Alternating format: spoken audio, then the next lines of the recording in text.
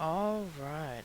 It is Thursday, January 28th, 2021 at 10:14 p.m.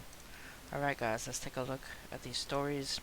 We have US intelligence officials say Chinese government is collecting Americans' DNA. 60 Minutes has learned that Chinese company BGI Group, the largest biotech firm in the world, offered to build COVID labs in at least 6 states, and US intelligence officials issued warnings not to share health data with BGI. See the story on CBS. It says the largest biotech firm in the world wasted no time in offering to build and run COVID testing labs in Washington, contacting its governor right after the first major COVID outbreak in the US occurred there. The Chinese company, the BGI Group, made the same offer to at least 5 other states, including New York and California, 60 Minutes has learned. This, along with other COVID testing offers by BGI, so worried Bill Evania, that then the country's top counterintelligence officer, that he authorized a rare public warning. Foreign powers can collect, store, and exploit biometric information from COVID tests, declared the notice. Evania believes that the Chinese are trying to collect Americans' DNA to win a race to control the world's biodata. John Warmhind speaks to Evania and others for an investigation in how professional data, particularly biodata, has become a precious commodity and in the wrong hands poses a threat to national security and the economy. Says thanks to partially to Evania's efforts, none of the states accepted the offer of the BGI Group, which he says has close ties to China's military and ruling Communist Party. This shows the nefarious mindset of the Communist Party of China to take advantage of the worldwide crisis like COVID, says Evania, a veteran of the FBI and the CIA. He recently stepped down, but not before sounding the alarm. We put out an advisory to not only every American, but to hospital associations and clinics. Know that BGI is a Chinese company. Do we understand where that data is going? So that is pretty spooky. We have China interfering in the country and trying to access DNA from Americans. Alright, next. China warns Taiwan independence means war, as U.S. dismisses the comments.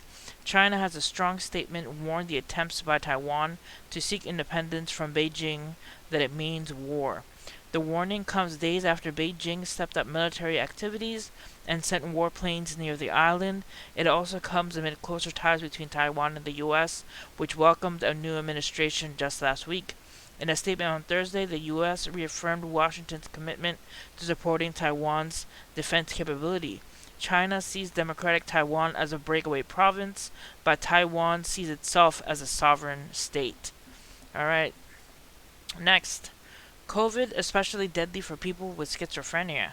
It says schizophrenia is second only to age when it comes to risk factors for dying from COVID-19.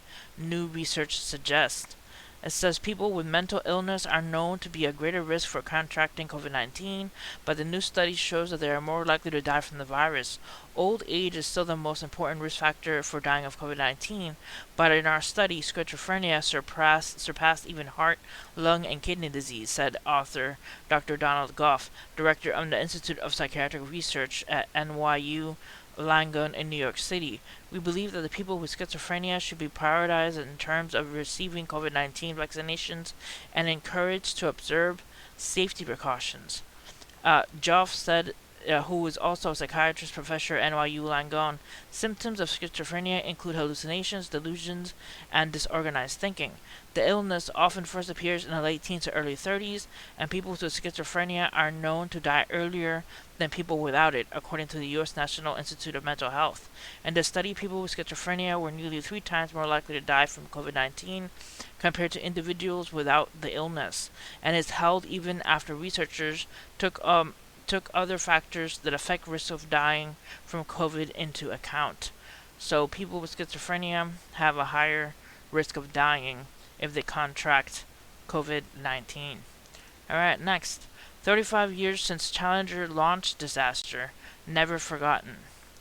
It says, at Cape Canaveral, NASA's leaders, retired launch directors, families of the fallen, Astronauts and space fans marked the 35th anniversary of the Challenger disaster on Thursday, vowing never to forget the 7 who died during liftoff. It says the pandemic kept this year's remembrance more muted than usual. Barely 100 people, all masked and seated or standing far apart, gathered in front of Kennedy Space Center's Space Mirror Memorial. The late morning ceremony was held almost exactly the same time as the accident, short after liftoff on January 28, 1986. So they were remembering the 35 years since the Challenger launch disaster. Alright guys, that's it for this video. Hit like, subscribe for more news, and God bless you guys. See you guys next time.